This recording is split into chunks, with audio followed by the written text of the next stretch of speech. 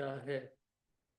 Federal structure का मतलब है कि दो लोगों में यदि पावर बांट दिया गया है तो कोई किसी के पावर में कोई दखल अंदाजी नहीं करेगा। जब जिम्मेदारियों को क्या किया गया है, बांट दिया गया है, यानी हमारे संविधान के हिसाब से स्टेट को कुछ पावर दिया गया और सेंट्रल को कुछ पावर दिया गया। कोई किसी के एरिया में पावर में दखल अंदाजी नहीं करे और दोनों एक साथ मिल के रहेंगे। लेकिन तुम्हें भी मालूम है, ममता जी और मोदी जी में हमेशा ही झगड़ा होता है। लेकिन कल तुमने देखा जम्मू कश्मीर के कौन है अभी चीफ मिनिस्टर? उमर अब्दुल्ला साहब बीजेपी को हरा के बने चीफ मिनिस्टर। बट कल उनके भाषण में तुम एक चीज देखोगे बहुत अच्छी तरह कि वो सेंटर के साथ झगड़ा नहीं रखना चाहते। होता नहीं कि दो पड़ोसी साथ में रहे, रहना वही है, तो झगड़ा करके क्यों रहना? उससे नुकसान दोनों का है। उमर अब्दुल्ला साहब कल मोदी जी की बहुत, एक तरह से बोलोगे तो गुणगान गाए, क्योंकि मालूम है कि उनको अपने स्टेट में विकास करवाना है तो सेंटर के साथ क्या है, मिल करके रहना होगा। आखिर वो जो सुरंग का उद्घाटन टनल का हुआ, वहाँ के लोगों को ही आसानी होगी। तो एक समझदार राजनीतिक बहुत कम झगड़ा करना चाहता है, लेकिन हाँ राजनीति है, एक दूसरे को तो दूसरा हराना चाहते ही है, लेकिन जब काम की बात आती है तो दोनों साथ में रहते हैं। जो कि हमारे वेस्ट बंगाल में दुर्भाग्य है कि हो ही नहीं पाता है, जिसके कारण बहुत ज़्यादा स्टेट का विकास क्या है, नहीं हो रहा है। कभी कहा जाता है कि यहाँ वाला जमीन दीजिए रास्ता बनेगा, ये आपस में ये लोग हमेशा झगड़ा करते हैं। जबकि वहीं जिस स्टेट ने सेंटर के साथ सामंजस्य किया, यानी बात ये है कि भाई जब संविधान बांट चुका है पावर दो लेवल पे, और बांटना ही हमारे देश को एक भी रखा है, यूनाइटेड भी रखा है। मतलब लोगों को लगता है कि ठीक है, इंडिया कंट्री में रहने में क्या आपत्ति है, हम अपने राज्य में बांग्ला बोल ही सकते हैं, जबरदस्ती हिंदी बोलना पड़ेगा ये जरूरी तो नहीं है। यानी सारे स्टेट को लगता है रहते हैं एक साथ भारत के साथ, हमारे राज्य में हमको तो कोई प्रॉब्लम होने वाला नहीं है, हम पे कोई चीज जबरदस्ती तो थोपा नहीं जाएगा। और यदि ऐसा हुआ तो प्रॉब्लम होने लगेगा। तो ध्यान रहे कुछ वर्ड से, तुम हमेशा ध्यान रखना, वर्ड होगा फेडरल स्ट्रक्चर। फेडरल स्ट्रक्चर यानी पावर को जब दो लेवल पे बांटा तो दोनों एक दूसरे के पावर में दखल अंदाजी नहीं करेंगे और दोनों एक दूसरे को सहयोग करेंगे, जिससे कि ये सिस्टम बहुत सही से क्या हो, चले। तो तुमने जब ये बात सुना तो लेजिस्लेटिव का काम है लॉ बनाना, यानी सेंट्रल भी लॉ बनाता है और वॉट स्टेट भी लॉ बनाता है। क्वेश्चन अराइज होता है कि कौन किस पे लॉ बनाएगा, कौन किस पे लॉ बनाएगा, ये फैसला कौन कर रहा है? तो कॉन्स्टिट्यूशंस में जो चीजें लिखी गई है, सीरियली 1 2 3 4, उसको बोला जाता है क्या, आर्टिकल। आर्टिकल 245 में क्लियरली लिखा है कि सेंट्रल लॉ पूरे देश पे लागू होगा और सरकार चाहे तो पार्ट ऑफ द कंट्री पे भी लागू कर सकती है, और स्टेट लॉ उस पार्टिकुलर स्टेट पे लागू होगा। हाँ, वहाँ की राज्य सरकार चाहे तो बोल सकती है कि ये लॉ हावड़ा में नहीं लागू होगा। तो लॉ बनाते वक्त बताना पड़ता है। 245 कहता है कि लॉ कहाँ पे लागू होगा, तो फिर बोला सेंट्रल लॉ में क्या क्या आएगा, तो उसके लिए है व्हाट, आर्टिकल 246। आर्टिकल 246 ने बांट दिया है, इसके पावर में क्या आएगा, यानी लॉ जो है या तो पार्लियामेंट बनाए या स्टेट बनाए, जिसका वो सब्जेक्ट मैटर है, और वो सब्जेक्ट मैटर का डिस्कशन कहाँ पे है, शेड्यूल 7।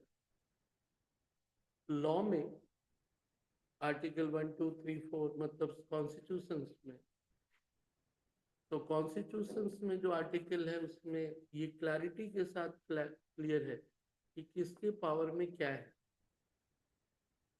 और 265 फिलहाल टैक्स के लिए जरूरत है, वो जरूरत नहीं है, तो फिलहाल 265 में आप दिमाग नहीं लगाओगे, जब इनकम टैक्स पढ़ते हैं तब हम लोग लगाते हैं। तो लिखना चालू करोगे कहाँ से, फेडरल स्ट्रक्चर वाले हिस्से से। फेडरल स्ट्रक्चर यानी power divided between country and state. Country यानी पार्लियामेंट लॉ बनाएगी, सेंट्रल गवर्नमेंट के अधिकार में है। स्टेट यानी असेंबली लॉ बनाएगी और वो स्टेट गवर्नमेंट के अधिकार क्षेत्र में आएगा।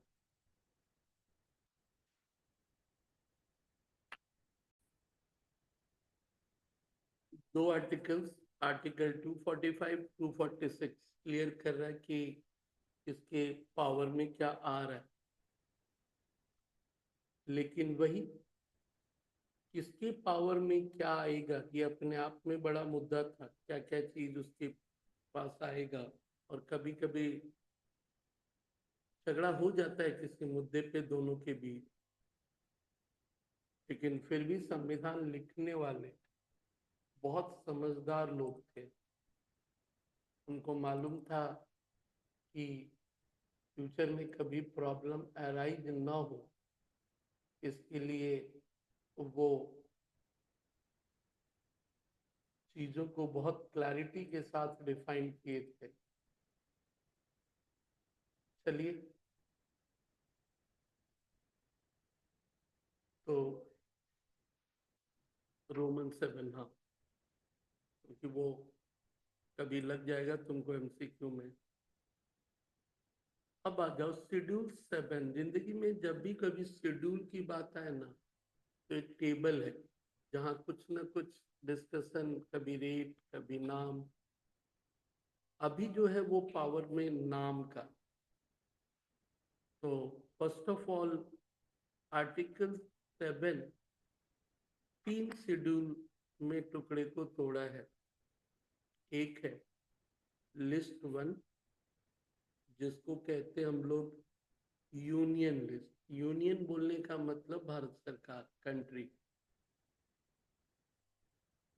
लिस्ट 2 यानी स्टेट लिस्ट, यानी ये स्टेट के पावर में, उस लिस्ट में जो जो नाम है वो स्टेट का पावर हो गया।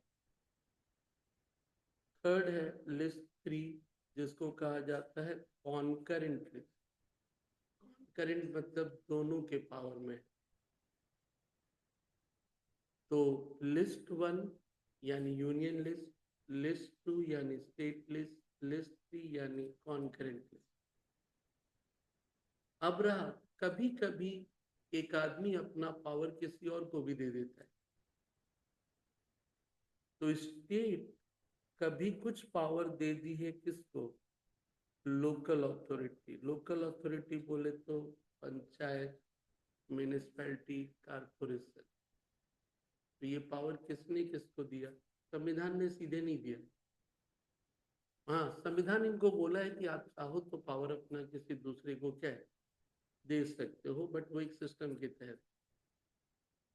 तो स्टेट अपने पावर दे देती है लोकल अथॉरिटी को कि भाई तू देख ले अपने लोकल लेवल। तो ये जो म्यूनिसिपल कॉरपोरेशन का चुनाव देखते हो, यानी टोटल 3 चुनाव होते हैं हमारे यहाँ, इलेक्शन। एक सेंट्रल गवर्नमेंट यानी लोकसभा, एक असेंबली स्टेट का, और तीसरा होता है बीच में कौन सा, लोकल बॉडी बोलते, जो जिस एरिया में है। गांव साइड में पंचायत बोला जाता है, थोड़ा अच्छा आबादी रहा तो म्यूनिसपैलिटी बोला जाता है, और बहुत बढ़िया बड़े शहर को कॉरपोरेशन बोला जाता है। जैसे Kolkata municipal corporation, Howrah municipal corporation, और उत्तरपाड़ा म्यूनिसपैलिटी, उत्तर म्यूनिसपैलिटी, छोटे छोटे लेवल पे। और यदि गांव साइड में चले जाओगे, कनाईपुर पंचायत, पाड़ा पंचायत, तो वहाँ सिस्टम ये है कि लोग अपने एरिया के कुछ मतलब खुद ही चुन लें कि वो एरिया को कैसे मेंटेन करेंगे, बट वो पावर स्टेट ने दिया है। इसीलिए लिस्ट वन जो है, जैसे कि कुछ एग्जांपल लिया हूँ, इनकम टैक्स सेंट्रल गवर्नमेंट के पावर में है, कस्टम ड्यूटी सेंट्रल गवर्नमेंट के, मतलब टैक्सेशन वाला बात कर रहा हूँ। बट बाकी जो लॉ पढ़ोगे वो भी बात करेंगे कौन किसके पावर में आएगा। और जो भी तुम पढ़ने वाले हो वो मोस्टली सेंट्रल गवर्नमेंट का पढ़ने वाले हो। क्यों? क्योंकि तुम किसी स्टेट स्पेसिफिक काम नहीं करने वाले हो। तुम्हें तो पास आउट करने के बाद किसी भी स्टेट में जाके काम करना है। दूसरा है list two state list, state government में जैसे कि स्टैम्प ड्यूटी, जमीन खरीदने पे कितना स्टैम्प ड्यूटी लगेगा, ये पावर किसका, स्टेट का, और वो पैसा भी वही रख लेती है। तो बोला इनकम टैक्स का पैसा सारा तो सेंट्रल गवर्नमेंट रख लेती होगी, रखती है, लेकिन फिर उसमें से कुछ हिस्सा स्टेट को बांट देती है, क्योंकि भारत सरकार अकेले तो है नहीं। तो 100 रुपया यदि उससे मिला तो मान के चलो कि आधा उसे बाकी स्टेट गवर्नमेंट में क्या करना है, बांट देना है। और तभी बीच बीच में ये आरोप सुनोगे जो ममता जी लगाती है कि सेंटर हमारा पैसा नहीं दे रहा, मेरे हिस्से का पैसा नहीं दे रहा। तो प्रोफेशनल टैक्स ये भी स्टेट का पावर है। कॉन्करेंट लिस्ट में हेल्थ और एजुकेशन आता है। तभी आप एजुकेशन में कभी सुनते हो, एक सीबीएसई बोर्ड है तो एक क्या है, स्टेट बोर्ड है, दोनों के पावर में, इसलिए दोनों स्कूल का। वही यदि सिर्फ स्टेट का पावर होता तो सीबीएसई का कोई स्कूल ही नहीं होता, क्योंकि जिसके पावर में जो नहीं है वो उसमें टांग अड़ाएगा ही नहीं। हॉस्पिटल सेंट्रल का एम्स भी होता है तो स्टेट हॉस्पिटल भी। अब रहा, बीच बीच में कुछ एक्सपेरिमेंट भी होते हैं जरूरत के हिसाब से। मतलब पहले excise duty, service tax central government का पार्ट था, स्टेट का पार्ट था सेल टैक्स और वैट या एंटरटेनमेंट टैक्स। लेकिन अभी पढ़ोगे दोनों ने अपने पावर को मिला के एक नया टैक्स बनाया, जीएसटी। तो इसीलिए कभी पढ़े भी हो जीएसटी में स्टेट का भी आता है तो क्या सेंट्रल का भी आता है। अब रहा प्रॉब्लम हुआ कब, जीएसटी भले ही दिखने में लगता है कि दोनों का कंबाइंड है, फिर भी दोनों का लॉ अलग है। लेकिन प्रॉब्लम एग्जीक्यूटिव को लेके हो गया, मिनिस्ट्री को लेके, क्योंकि जब दोनों का पावर मिला तो बात आती है फिर लॉ बनाएगा कौन। चलो लॉ को बांट दिया गया कि सब अपना अपना बनाएंगे, लेकिन सबका लॉ एक ही होगा। क्योंकि भारत जैसे देश में, एक ही देश में एक ही तरह का अलग अलग स्टेट में लॉ होना लोगों को कंफ्यूज कर देता है। जैसे कि जीएसटी के पहले वेस्ट बंगाल में मोबाइल पे तुम्हारा 14% वैट होता था, झारखंड में 5% होता था। तो लगता था यार स्टेट तो एक ही, बट आप लॉ और रूल क्या दिख रहा अलग, यानी कंट्री सेम होते हुए भी। तभी सरकार को लगा क्यों नहीं हम लोग एक ही तरह का लॉ बनाए। लेकिन एक तरह का लॉ बनाएंगे, लेकिन लॉ बनाने के लिए फिर बात थी कि फैसला कैसे होगा, क्योंकि सेंट्रल गवर्नमेंट का मिनिस्ट्री अलग, स्टेट का मिनिस्ट्री अलग। तो दोनों ने मिल के एक अलग से काउंसिल बनाया, उसको कहते हैं जीएसटी काउंसिल। क्योंकि जब पावर को मिलाया जाता है ना, तो कोई भी इंसान पावर को छोड़ते वक्त प्रॉब्लम हो जाता है। तो दोनों में सामंजस्य बनाने के लिए, कोऑर्डिनेशन बनाने के लिए जीएसटी काउंसिल, कभी न्यूज़पेपर में पढ़ोगे कि आज जीएसटी काउंसिल की मीटिंग होने वाली है। और जीएसटी काउंसिल में सेंट्रल गवर्नमेंट के फाइनेंस मिनिस्टर के अलावा सारे स्टेट फाइनेंस मिनिस्टर भी आते हैं। फैसला लेते वक्त सबको मिला के होता है, इसीलिए सभी जगह सबको मानना है। स्टेट अपने कुछ पावर लोकल बॉडी को दिया, इसीलिए एक टैक्स कौन लेता है? Local body. Municipal tax, trade licence. तो ध्यान रख, सिस्टम इतना आसान नहीं होता संभाल करके चलाना।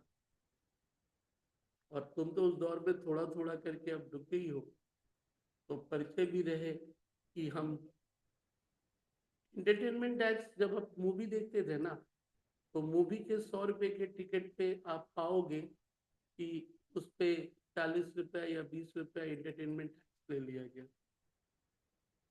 सरकार को टैक्स अपने खर्चे चलाने के लिए चाहिए, तो पहले वो मूवी पे एंटरटेनमेंट टैक्स लेती थी। तभी कभी सुनते भी थे आप कि ये मूवी का टिकट सस्ता है, क्यों? स्टेट गवर्नमेंट ने टैक्स ही लेती है उस पर।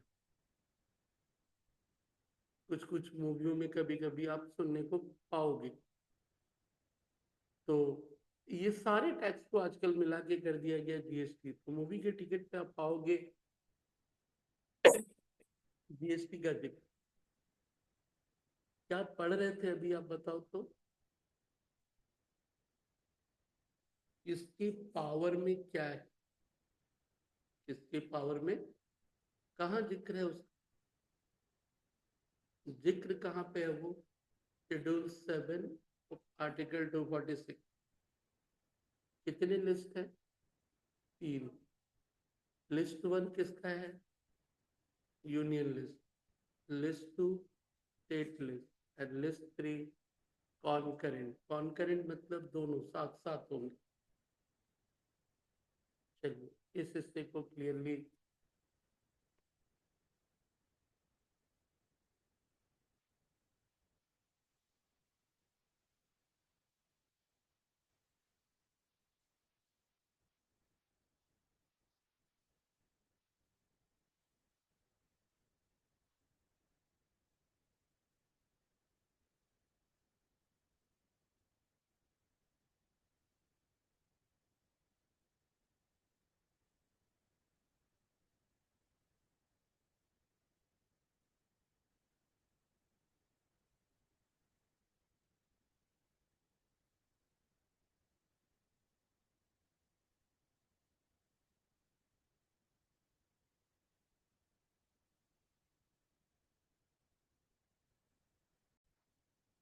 कॉन्स्टिट्यूशन में शुरू में जो देखा था प्रियम्बल, मतलब उद्देश्य क्या है संविधान लिखने का।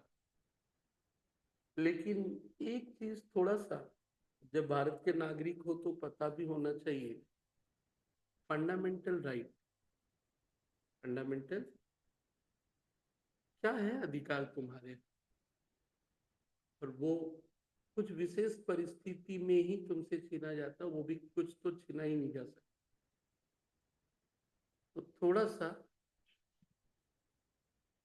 एंट्री नंबर 82, ये जो एक एक करके नाम है ना संविधान के उस लिस्ट में, तुम्हारा पूरा का पूरा डिटेल डिस्कशन है। पूरा का पूरा डिटेल डिस्कशन है। ये जैसे लिस्ट है, लिस्ट में 3 में नंबर 1, नंबर 2, ऐसे ही एक एक करके जिक्र है। तो लिस्ट 1 का एंट्री नंबर 82 सेंट्रल गवर्नमेंट को पावर देता है कि वो अपने इंडिया में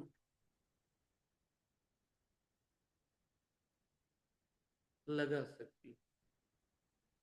ये नहीं होता ना तो तुम भारत सरकार को भी चैलेंज कर सकते थे कि तुमको ये अधिकार कौन दिया इस पे टैक्स लेने का। बिना संविधान के अधिकार के तहत तो आप मेरे से टैक्स भी क्या है नहीं ले सकते हो। तो एंट्री नंबर 82 में इस इनकम टैक्स का जिक्र है जो वो लिखा हूं मैं। ऐसे ही सबका अपना अपना एंट्री नंबर है। तो लिस्ट वन का एंट्री नंबर 82 में वो जिक्र है। तो एक से लेके एक एक करके लिस्ट है। बीच बीच में यदि कुछ ऐसा रहा तो समझ जाना इसको कहते हैं चेंज हुआ है संविधान में। यानी पहला संविधान के बाद उसमें बहुत सारे चेंजेज हुए हैं। जैसे कि 92C टैक्स ऑन सर्विस।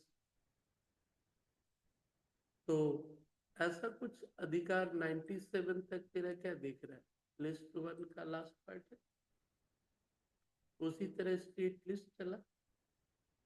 और स्टेट का सबसे बड़ा पावर देखिए, यानी वो जो पुलिस है ना कंट्री, अपने स्टेट में क्या हाल होगा वो स्टेट का पावर है। मोदी जी दखल नहीं दे सकते। यहाँ कोई मर्डर किया तो गिरफ्तार करने का पावर स्टेट के पास। वो नहीं दी तो तुम उसमें नाक ही नहीं गला सकते। तो ये सारे के सारे उस फेडरल स्ट्रक्चर के तहत पूरा का पूरा बांट दिया गया है।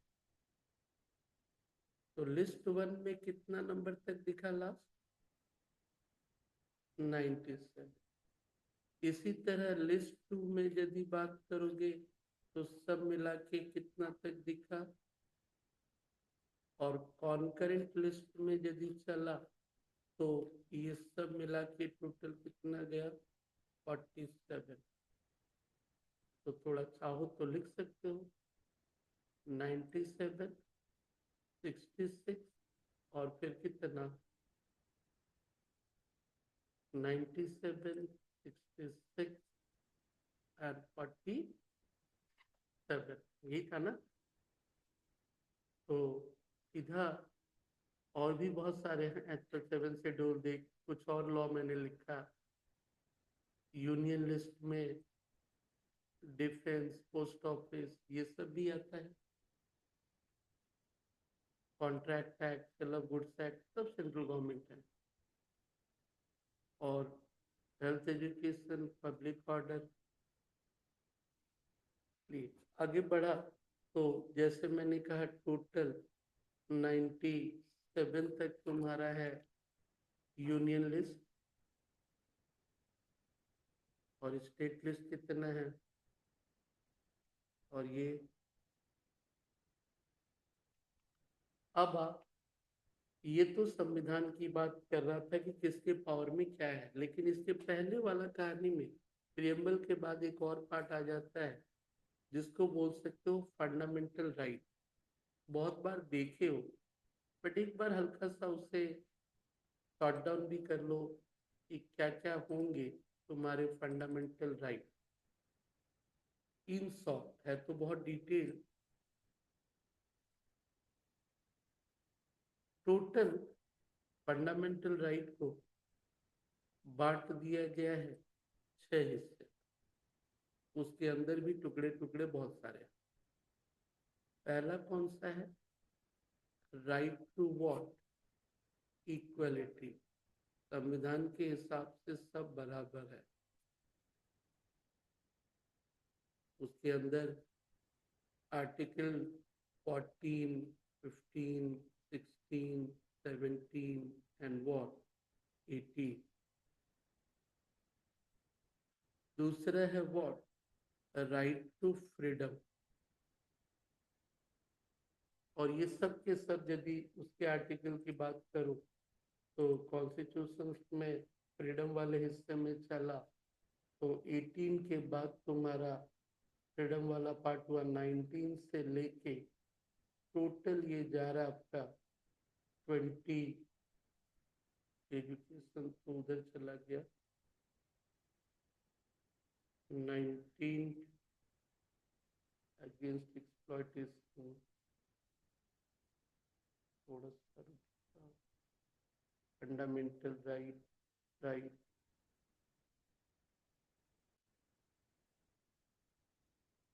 राइट अगेंस्ट एक्सप्लॉयटेशन 22 तक है, यानी सीरियली है। 19, 30, 21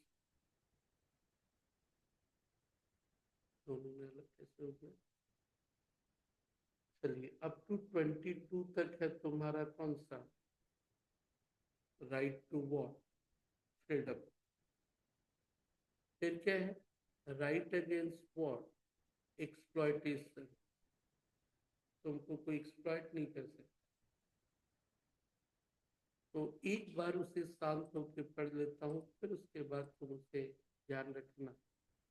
राइट टू वॉट में पहला है equality before what, law. Law के सामने सब बराबर, चाहे वो प्रधानमंत्री हो चाहे आप।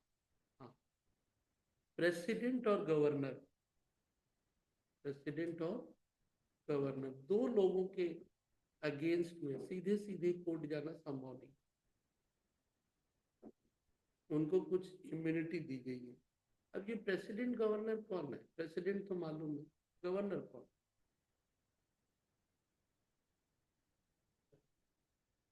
गवर्नर को हिंदी में क्या बोलते, प्रेसिडेंट को क्या बोलते, राष्ट्रपति। मजाक में किसी ने द्रौपदी मुर्मू को मजाक बनाया था, तो उसके लिए मुश्किल भी, तो वो डेजिग्नेशन राष्ट्रपति लेडी है वो, तो उन्हें कौन चुनता है राष्ट्रपति को, सारे एमपी एमएलए, सारे लोकसभा विधानसभा राज्यसभा सब मिलके चुनते हैं। यानी वो वोट देता है कौन, हम जिनको चुने हैं सेंट्रल लेवल पे स्टेट लेवल पे, वो सब मिलके दे रहे हैं, वो हो गए राष्ट्रपति। यानी प्रेसिडेंट का चुनाव जो 5 साल पे होता है, वहां भी विपक्ष अपना कभी कभी कैंडिडेट खड़ा कर देता है, क्योंकि चुनाव हो रहा है तो कौन वोट दे रहा हो, सारे जो 541 एमपी हैं, राज्यसभा के जो मेंबर हैं अपर हाउस, और जितनी विधानसभा है पूरे कंट्री का, सब मिल के चुनाव होता है। लेकिन गवर्नर कौन है, सेंट्रल गवर्नमेंट हर एक स्टेट के लिए एक बंदे को भेजती है, यानी मोदी जी की सरकार, राज्यपाल।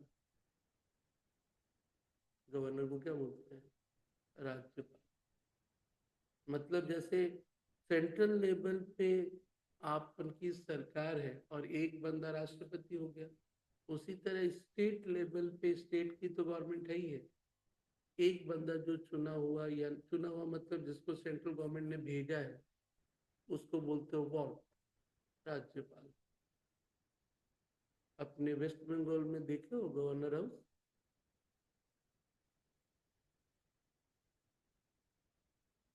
तुम्हारा ईडन गार्डन के बगल में वो बंगला देखा बड़ा वाला, एकदम लंबा, वही है गवर्नर हाउस, राज्यपाल भवन। और है, मतलब होता ना कि जैसे घर में एक आदमी का गार्जियन होना क्या है,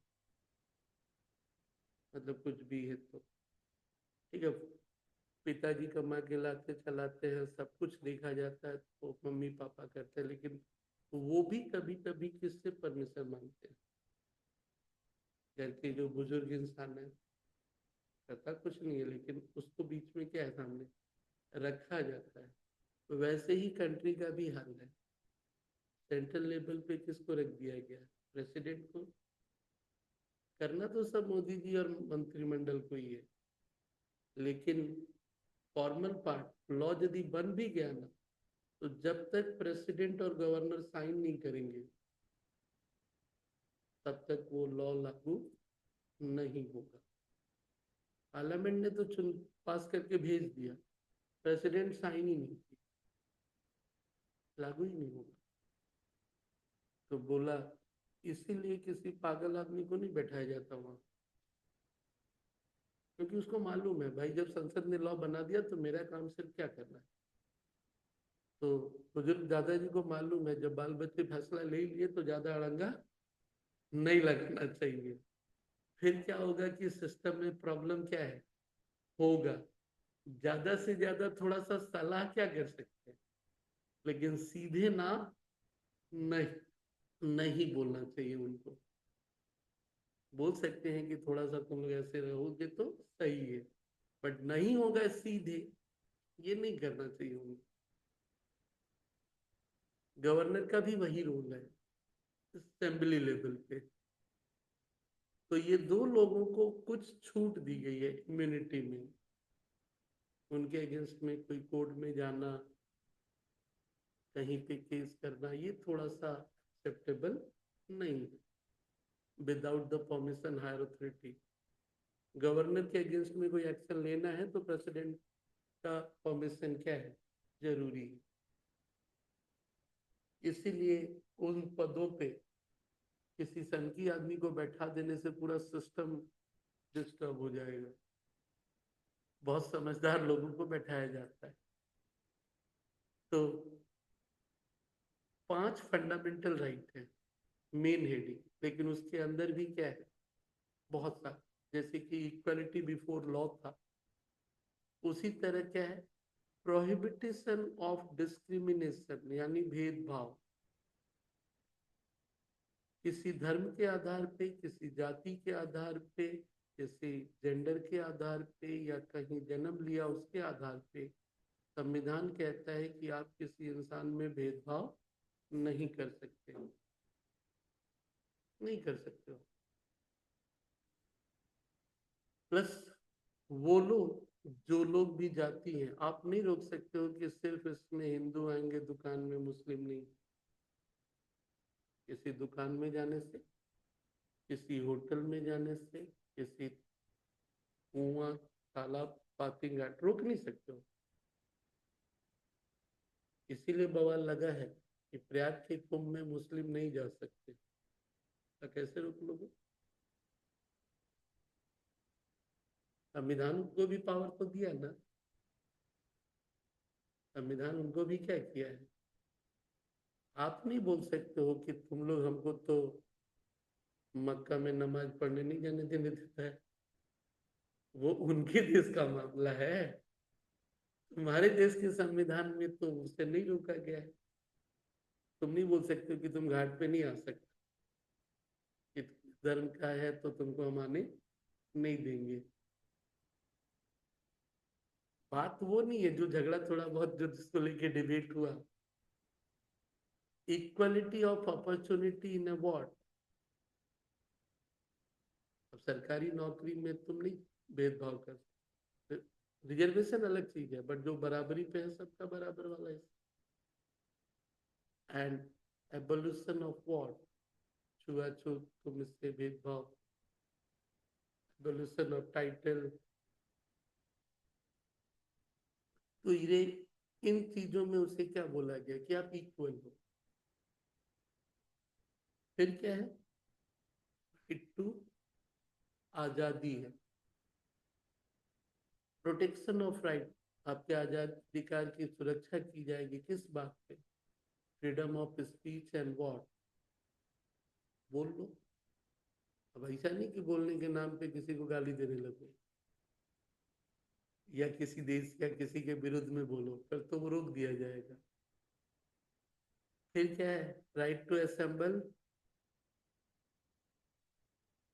आप 100 आदमी एक जगह चुपचाप खड़े हो, कोई आके नहीं बोल सकता कि यहाँ से जाओ, मतलब भाई हम लोग चुपचाप खड़े हैं, तुमको क्या प्रॉब्लम है, जिसको तुम आंदोलन कहते हो, प्रदर्शन कहते हो।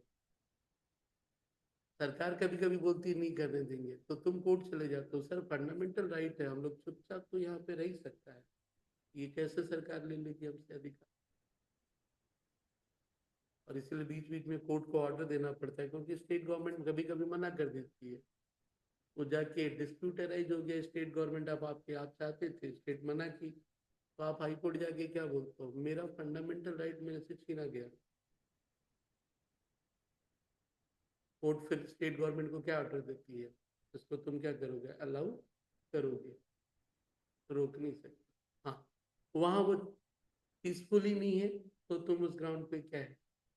तो वो जो किसान आंदोलन के किसान थे बेचारे, बोले हम तो बैठे हैं किनारे, आपको क्या प्रॉब्लम है, आप रोक भी नहीं सकते हो।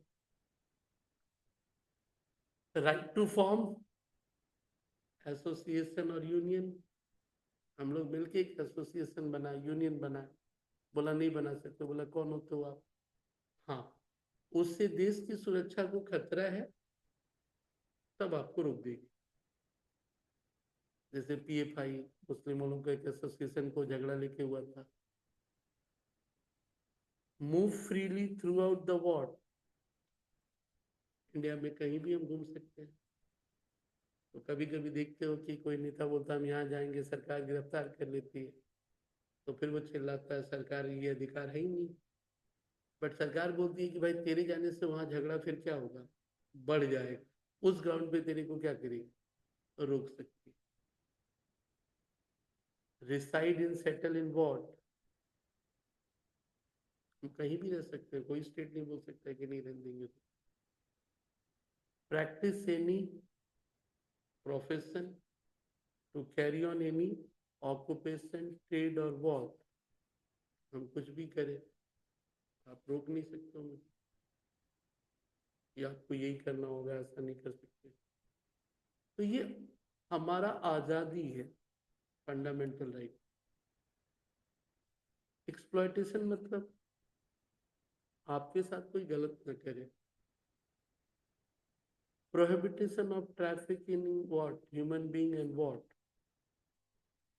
तो लोगों को गुलाम बनाना, कहीं पे फोर्स काम करवाना, ये नहीं कर सकते, इसलिए गुलामी वाला कहानी बंद कर दिया गया।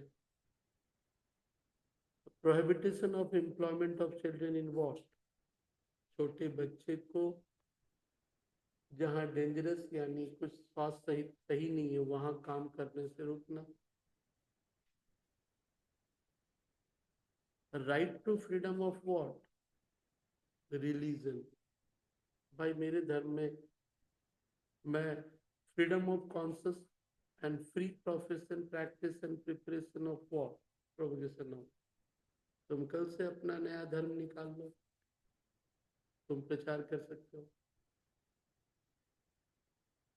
कोई रोक नहीं सकता।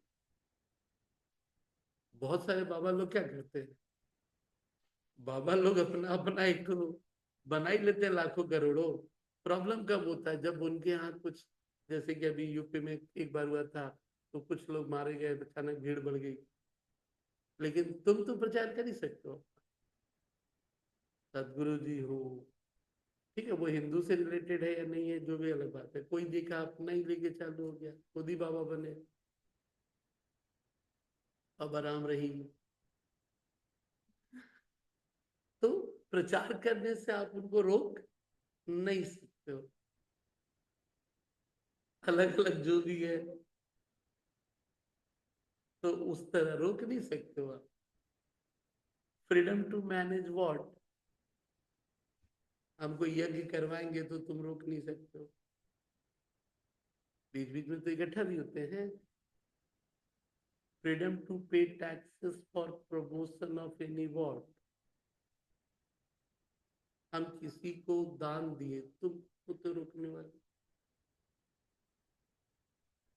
And freedom to attend what, religious instruction और वर्शिप इन सर्टेन एजुकेशनल, अब क्रिश्चियनिटी स्कूल है, वो वहां प्रेयर क्या है, अटेंड करवा सकते हैं, उनको नहीं करना ठीक है तुम निकल जाओ, बट बाकियों को तो वो करवा सकते। इसीलिए तुम लोग सुना होगा, निगम सृजन कलकत्ता ईद में छुट्टी नहीं देता, पता नहीं सबका अपना अपना कहानी है। अब वो रिलीजियस तुम्हारे पार्ट से बने हैं, कोई रोका नहीं जा सकता। And finally cultural and educational right में क्या दिया, छूटा है इधर भी। वही बोले कुछ तो छूटा है, चलो फ्रीडम में बाद में आऊंगा। कल्चरल एंड एजुकेशनल राइट में क्या बोला, protection of and culture of minority, अल्पसंख्यक लोगों का धर्म का रक्षा भी culture, and right of minority to establish what, यानी मुस्लिम हो क्रिश्चियन हो वो लोग अपना अपना स्कूल क्या है, इसलिए मुस्लिमों का मदरसा, इस मुस्लिमों का एक मदरसा स्कूल होता है ना, मदरसा, मदरसा में वो लोग वही हमेशा ही एकदम हिलते डुलते पढ़ता रहता है। तो मदरसा में बच्चों के पढ़ने का जो तरीका ही है, ये भी कुछ मदरसा स्कूल यदि बोलोगे तो कुछ मतलब जैसे हम लोग बचपन में पहाड़ा पढ़ता है ना, वो लोग उसी तरह हिल हिल के क्या है पढ़ता रहता है।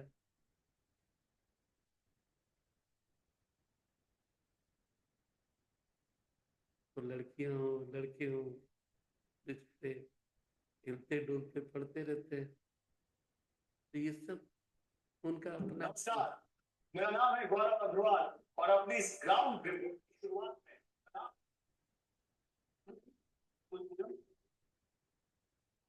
या कुछ भी अच्छा सुनाइए आप जो ठीक है, आरोप लगता है कि ये लोग अपने धर्म का या ऐसा कुछ गलत बच्चों को कुछ मॉडर्न नहीं सिखाते, बस सिर्फ और सिर्फ अपने कुरान के बारे में ही क्या है पढ़ाते रहते हैं।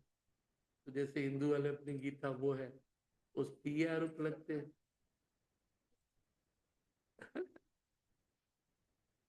पता ही नहीं है। And right to constitutional remedies, constitutional remedies मतलब कोर्ट जा सकते हो किसी डायरेक्शन ऑर्डर के खिलाफ, कोई तो सरकार बोली ये है, बोला right to move court to issue direction orders writ for what, मतलब मेरा फंडामेंटल राइट छीना जा रहा है उसके अगेंस्ट में तो चले जाएंगे। राइट टू फ्रीडम में इधर कुछ पार्ट थे, protection and respect of conviction of what, तो कोई अपराध के सजा में तुम एक बार प्रोटेक्शन तुमको कोर्ट जाना, जो जो सारी लीगल फॉर्मेलिटी है। Right to life and what, मेरी जिंदगी को सुरक्षा है, पर्सनल लिबर्टी आज़ादी। और एक जोड़ा गया था अभी कुछ दिन पहले, कौन सा,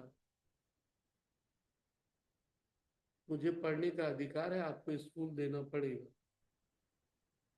आपको स्कूल देना पड़ेगा, तभी वो सरकारी स्कूल छोटे छोटे, and protection against the war.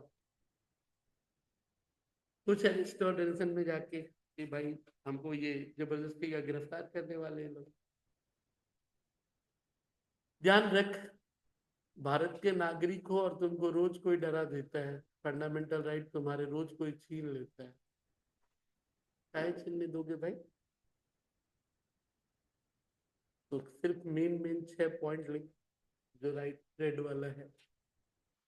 Fundamental right, पहला right to equality,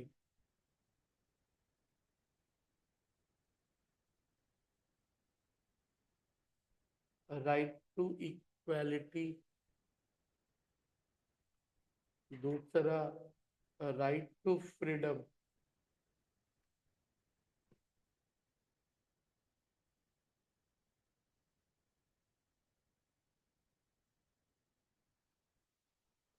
right to freedom. तीसरा राइट अगेंस्ट एक्सप्लॉइटेशन,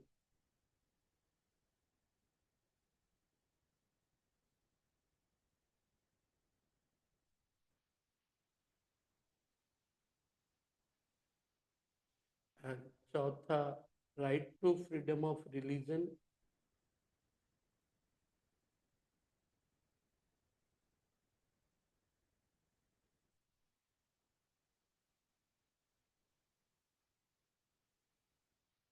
5वां cultural and educational right,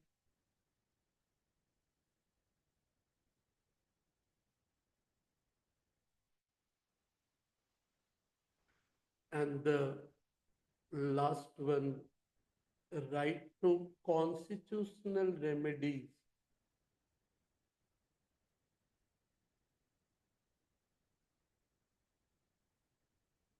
Right to constitutional remedies.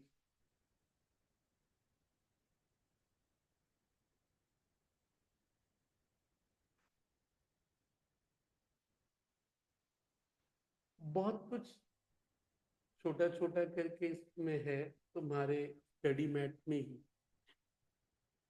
तो 6 राइट है। देख, पहला चैप्टर तुम्हारे सीएमए इंटर का है, शुरुआत है वो इंट्रोडक्शन टू कॉन्स्टिट्यूशन 1.1। ऐसे तो शुरुआत नाम दिया है what, introduction to law and legal system in what India. पहला यूनिट है इंट्रोडक्शन टू कॉन्स्टिट्यूशन, जिसमें प्रियम्बल का जिक्र है और प्रियम्बल का पर्पज बोला है। इसमें एक बहुत बड़ा फेमस केस लॉ है प्रियम्बल टू कॉन्स्टिट्यूशन के ऊपर, और वो केस लॉ है Kesavananda Bharati versus what, state of Kerala. इस पे यदि मैं बात करूं इंट्रोडक्शन वाले हिस्से से ही केस लॉ पे, तो थोड़ा सा कहानी क्लियर कर दूं तो जुडिशरी तीसरा था अपना पिलर। जुडिशरी के पास होता क्या है, केस जाता है, किसी भी चीज से रिलेटेड केस हो सकता है वो, और जुडिशरी को लगता है कि ये केस मुझे सुनने का अधिकार है, तो वो तेरा सुन लेगी। हाँ, कुछ केसेस में जुडिशरी बोलती है भाई हम कुछ नहीं कर सकता। बोला सर ये तो बहुत बकवास की स्थिति है,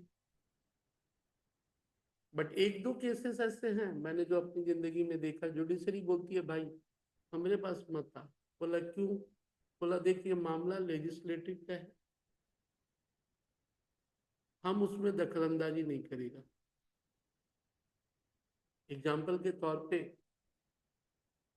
पीवी नरसिम्हा राव की सरकार में जब वोटिंग हुआ तो जीत गए पीवी नरसिम्हा राव, और आरोप लगा कि 4 सांसदों ने बहुत पैसा लेके वोट दिया था सरकार को बचाने के लिए। कुछ ऑपोजिशन वाले कोर्ट चले गए कि ये केस है झगड़े का। कोर्ट वहां सीधे सीधे बोलता है भाई हम इसमें कुछ नहीं कर सकता। बोला क्यों? बोला ये सब तो गलत है। कोर्ट बोला देख, लेजिस्लेटिव के उस संसद में, भवन में, किसने क्या गलत किया नहीं किया, ये लेजिस्लेटिव और उस संसद के जो लोकसभा के अध्यक्ष है वो फैसला करेंगे। मतलब संविधान ने 3 पिलर बनाए थे ना, तो 3 पिलर को ये भी बोला कि कोई किसी के काम में दखल अंदाजी क्या है, नहीं करेगा।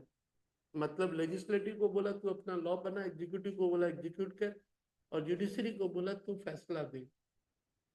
कभी कभी मूवी में देखे हो किसी पुलिस वाले को एक मंत्री क्या करता है, ऑर्डर देता है, तो वो पुलिस वाला मंत्री को क्या बोलता है, हम आपका ऑर्डर नहीं मानेंगे। तो उसका मूल तत्व क्या है? एग्जीक्यूटिव बोला तुम ऑर्डर देने वाला होता कौन है मेरे को?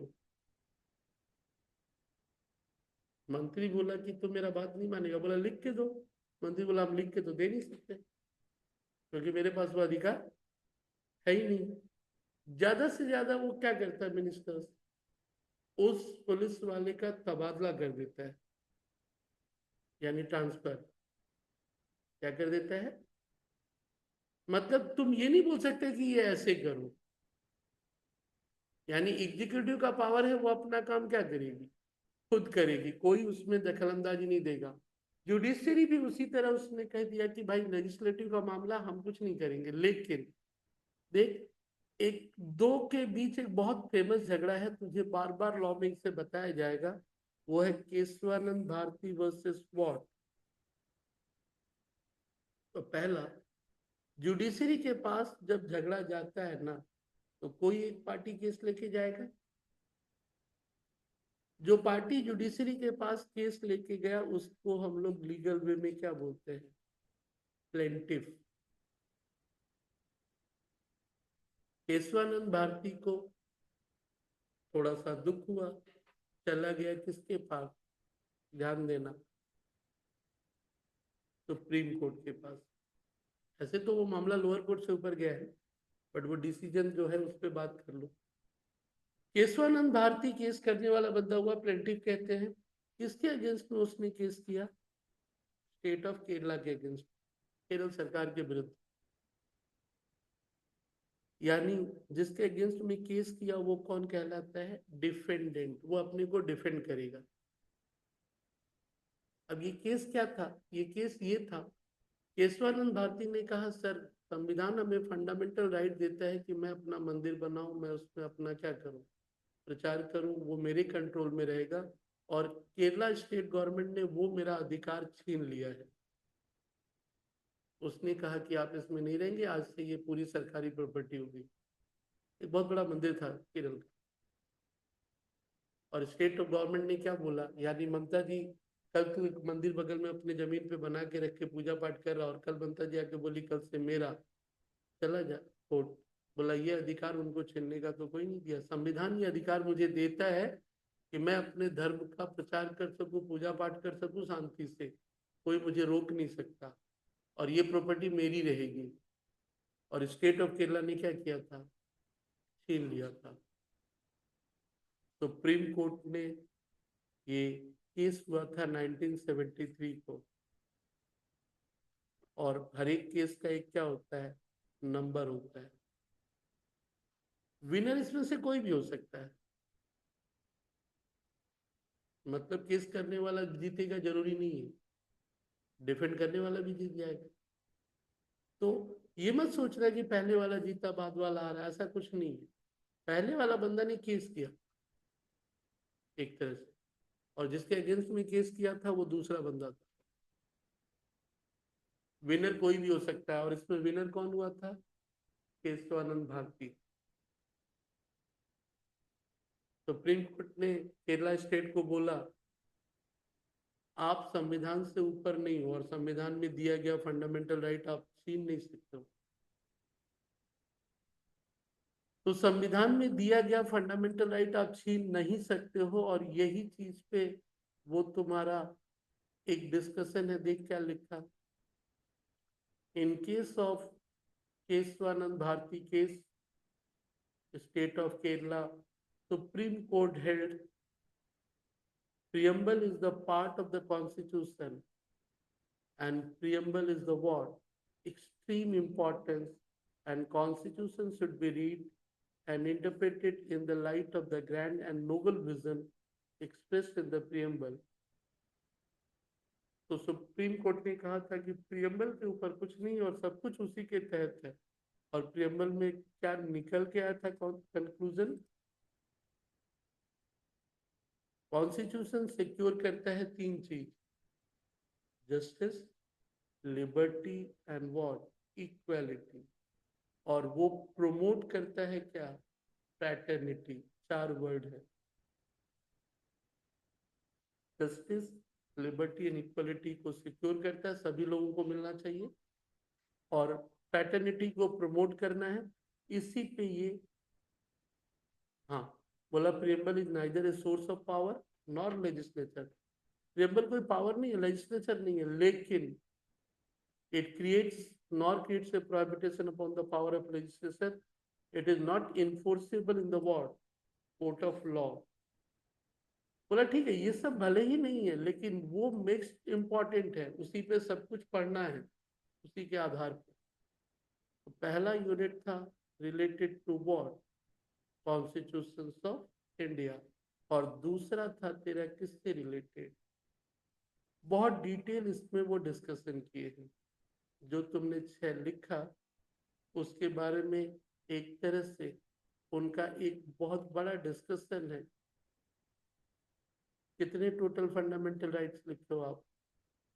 पहला क्या है? Right of equality, right to freedom, फिर right against, and then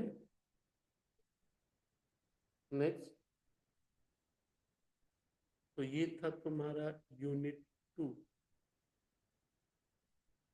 and constitutional remedies तक। आर्टिकल 32 कॉन्स्टिट्यूशनल रेमेडीज की बात करता है। तो जो बेसिकली अपने की बात कर रहे थे, इन डिटेल तुम्हारे स्टडी मैट में डिस्कशन किया गया। अब रहा थोड़ा सा जिंदगी में याद करो ना करो, बट एक बार पढ़ लेना क्या है, जरूरी है। अब तीसरे यूनिट से बात करेंगे बाद में, that is what, source of law.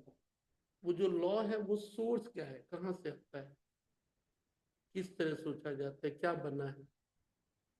तो सब कुछ अपना है किसके दायरे में, इंडियन कॉन्स्टिट्यूशन के दायरे में। और इंडियन कॉन्स्टिट्यूशन के दायरे में यदि तुम आ गए तो फिर वही था कि शुरुआत मैंने इसलिए तुझे एक सिस्टम से किया। आज तूने वो लिस्ट के बारे में पढ़ा और आगे थोड़ा बहुत एक डिस्कशन या फिर एक हिस्सा फटाफट थोड़ा सा बता दे, खत्म करें जाने से पहले। लॉ क्यों बनता है? जिंदगी में कभी कोई प्रॉब्लम अराइज हो जाता है तो क्या लगता है यार, रोज रोज कौन समझाए, इससे बढ़िया एक रूल्स रेगुलेशन क्या कर बना दो। तो लॉ एक रूल्स रेगुलेशन है।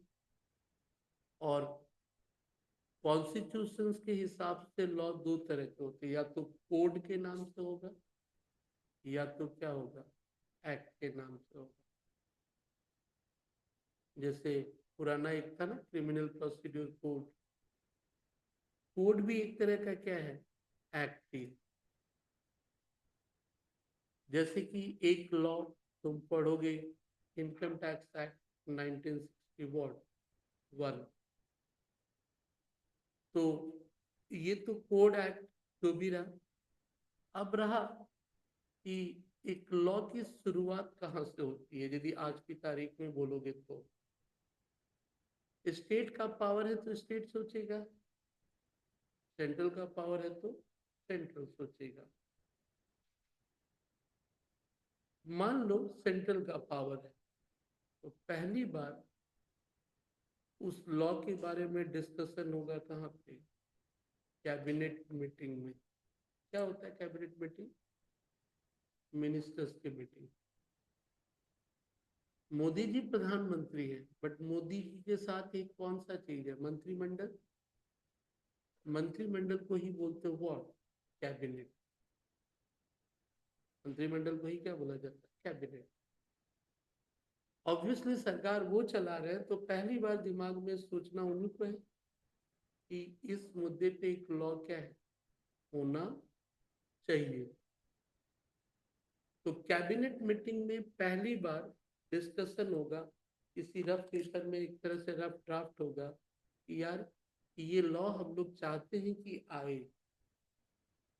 फर्स्ट टाइम डिस्कशन होगा कहाँ पे, किसी बंदे के दिमाग में आएगा, लेकिन वो उसको पहले परमिशन कहाँ से लेना होगा, कैबिनेट।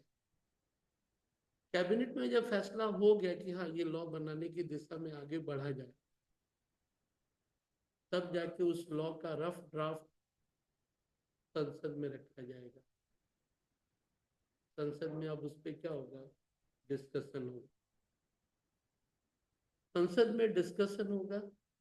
डिस्कशन जब होगा ना तो संसद में जब उस लॉ को रखा जाता है तो एक नाम होता है व्हाट, बिल। 1 फरवरी को तुम एक चीज तुम्हें दिखाऊंगा, वो पूरा प्रोसेस, उसको कहते हैं व्हाट, फाइनेंस बिल पेश किया जाएगा, यानी निर्मला सीतारमन जी जो मिनिस्टर्स हैं वो उसे संसद पे रखेंगे, एक रफ सा पढ़ देंगे मेन हेडिंग, और बाकी पूरा पार्लियामेंट के संसद पे रख दिया जाएगा। उस पे पूरा डिस्कशन होगा। डिस्कशन होने के बाद वो जो तुम्हारा बिल पासिंग का जो प्रोसीड्यूर है, देख बिल पासिंग के प्रोसीड्यूर में लॉ को बना कैसे रहे वो,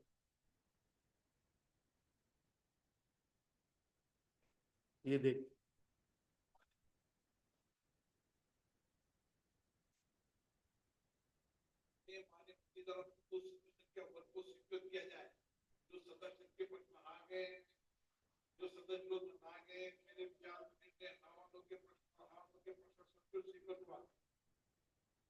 लॉ पास हो गया, बोला हो गया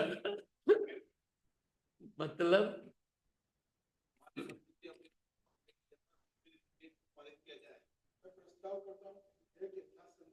पारित किया जाए। प्रश्न है कि विधेयक यथा संशोधित पारित किया जाए। जो सदस्य इसके पक्ष में हाँ गए, जो सदस्य विरोध में ना गए, मेरे विचार में निर्णय हाँ वालों के पक्ष में, हाँ वालों के पक्ष में प्रस्ताव स्वीकृत हुआ। विधेयक यथा संशोधित पारित लॉ बन गया मतलब की मेजोरिटी क्या बोला हाँ, और ना बोलने वाले कौन थे, कम। हाँ, बहुत मोस्ट इंपॉर्टेंट जब होता है ना तो वोटिंग होने लगता है, जब वो झगड़े की बात होती है। लेकिन मालूम है सरकार के पक्ष में तो इतने लोग है ही हैं, तो सिर्फ हाँ या ना से वो लॉ क्या हुआ, मतलब संसद ने उसको मंजूरी क्या की, दे दी। और जैसे ही संसद ने मजदूरी को दे दी, मंजूरी दे दी, वो बिल क्या बन गया, एक्ट। ऐसे ही उसका नाम हो गया एक्ट। लेकिन एक्ट अभी बना है, लागू नहीं होगा। लागू कब होगा, जब राष्ट्रपति साइन करेंगे। जब तक राष्ट्रपति उसको क्या नहीं करेंगे, राष्ट्रपति या गवर्नर।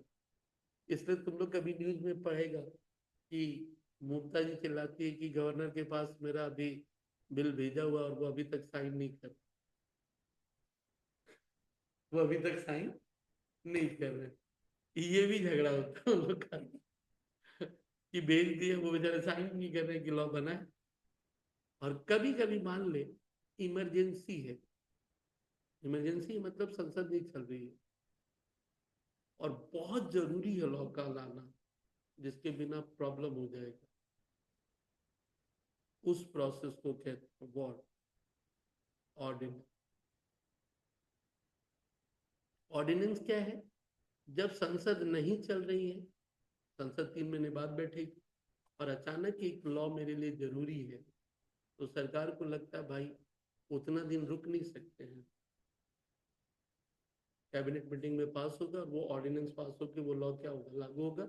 लेकिन संविधान कहता है जैसे ही संसद बैठेगा उस ऑर्डिनेंस को फिर संसद पे क्या करना होगा, पेश करना होगा उसको फॉर्मेलिटी के तहत, और उसको लॉ में बदलना है।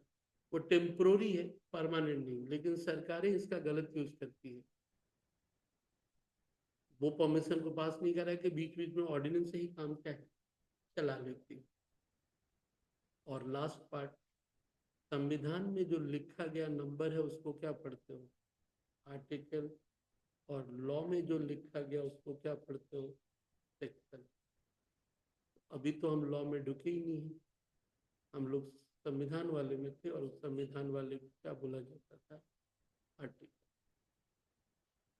तो जिंदगी में कभी नेता मंत्री बनोगे, नहीं बनोगे तो सही नहीं है सबसे पावरफुल जगह तो तुमने भी देखा, तुम तो लॉ फॉलो करो, बनाने वाले ये लोग, बनाते तो ये लोग हैं। चलो तो ये पेज आप सिर्फ लिख लेना